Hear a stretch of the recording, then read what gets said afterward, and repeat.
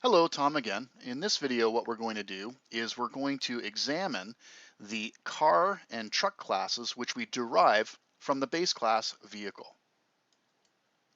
A car is essentially a vehicle that carries passengers. So there's a capacity and a load for passengers. So there's underlying fields which store those values as well as properties for setting and getting the values. A truck is essentially a vehicle that stores cargo. So it has a cargo capacity and cargo load, property and field. Both of them, when I display them on the screen, are going to have different, because they do have the different fields and different properties.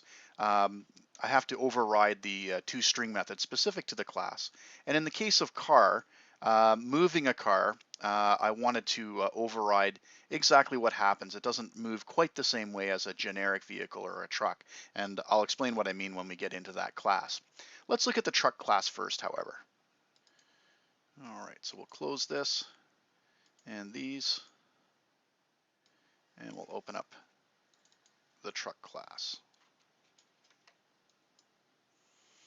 Okay, so again, opening comments using system in the vehicle class's namespace, another public class. So this is class truck.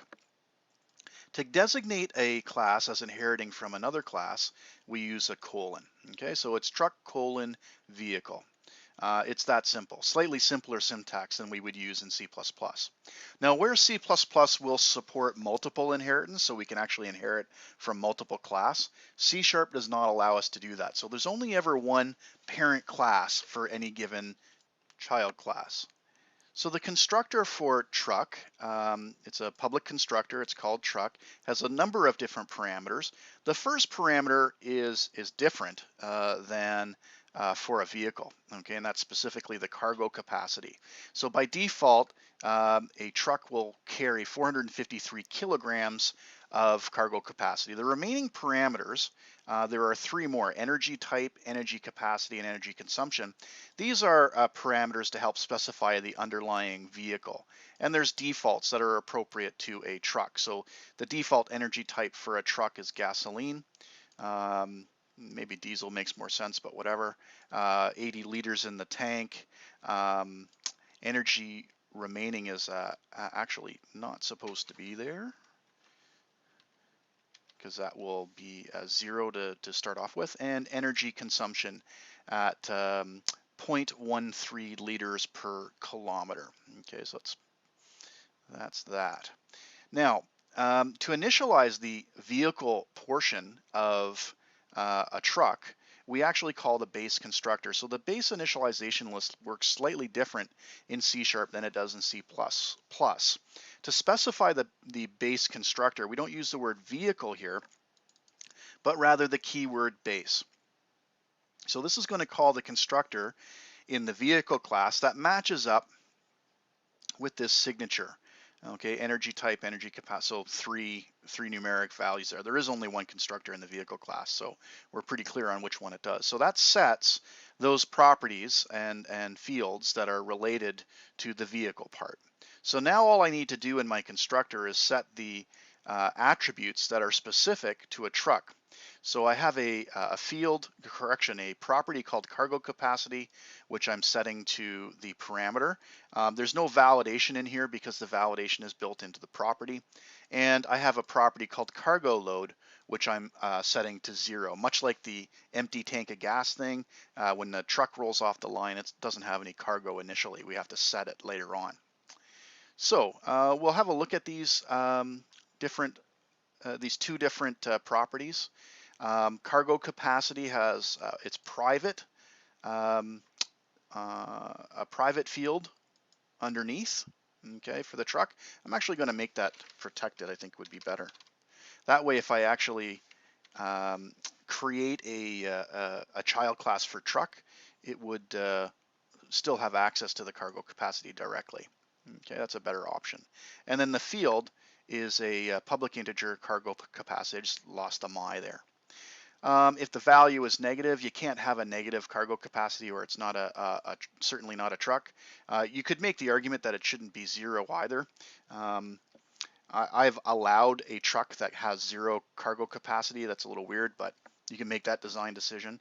Anyways, if it's a negative number, it throws an exception. Otherwise, it sets the value, and the get simply returns my cargo capacity, returns the field. Cargo load works exactly the same way. Okay, so there's an underlying property. I'm going to make it protected in case I want to derive any further classes. The property itself is public. It has a set. There's a little bit more going on in the set. Okay, one, I'm filtering out negative values. So that's one type of problem. Can't set a cargo load to a negative value. It has to be positive or 0. And then the other issue is, what if I'm overloading the truck? So if the value that I'm trying to set it to is greater than the cargo capacity, then I'm throwing a different exception. Okay, I'm throwing the same type of exception, but with a different message. Can't set it to that much because it exceeds the capacity. If no exception was thrown, again, I'm just setting the underlying field to the value, and then the get simply returns that value. Now, in terms of the overriding toString method, so I've set it up pretty much the same way. You can see there's less going on. I'm calculating the percent of cargo capacity that's left over, and then I'm outputting the cargo capacity and the cargo load all formatted nicely on the screen. Now, I also want to do all the vehicle type stuff, but rather than add that to the string directly, I'm just going to call the base toString. That already does that work for me. Okay, so that will give me a nice consistent look to the string when I output it, and also saves me a ton of work. Okay, so that's how you would call a base implementation that you're overriding. Okay, and then I simply return that string. So that's the truck class. Next, let's have a quick look at the car class. So again, a car class is a road vehicle that carries passengers. It inherits from vehicle, and this is a bit of future. It doesn't quite do this yet, but it's going to support the iPassengerCarrier interface when we eventually finish this exercise. So public class car : vehicle, pretty straightforward. The constructor works exactly the same way as the truck constructor did. Okay, so we can see we've got, the first one happens to be a car specific parameter, the passenger capacity. A lot of other parameters with defaults that relate to the vehicle, underlying vehicle for the car. I call the vehicle constructor using the keyword base. And then in the body of the constructor, I only deal with those attributes that are specific to car. Okay, my passenger capacity and my passenger load, they work just exactly the same way as the cargo load and cargo capacity do. So you can look at that at your leisure. I'm just going to shrink them up here. Okay, the overload toString, again, it works the same way as the truck one does. Of course, it's passenger capacity and passenger load that we're outputting this time. Either way, just like in truck, we're also calling the base toString to finish the job for us.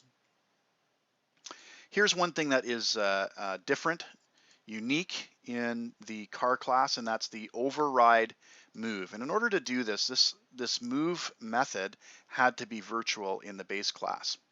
So the reason why I've changed this is that, when we're talking about cars a generic vehicle or a truck, I'm not concerned about passengers. The fact that there needs to be a driver is kind of implied. With a car, when you say, there are two passengers, really there's a passenger and a driver, sort of semantically. So what I'm getting at here is that there has to be at least one person, one human being in the car. Now you might be saying, well, what about a driverless car? And yes, I guess this video won't stand the test of time because those are on their way. But for now, I'm just making that little modification to the car class. If we have a driverless car, perhaps I'll create a further child class for a driverless car. But for now, in the car class, if the passenger's load is less than 1, okay, then the car is not moving anywhere. Okay, so I'm going to throw a invalid operation exception, which is just another exception that I chose, and my description is I'm unable to move an empty car. Otherwise, I go ahead and do the base implementation of move, which essentially just calculates how much gas it takes or electricity it takes to move that particular distance. So that's the two classes that I've inherited from the vehicle class. And that's basically the end of the demonstration portion. In the next video, what we're going to do is we're going to add some stuff to this library, specifically an interface, okay, this iPassenger Carrier interface, as well as a set of our own classes that we'll make together.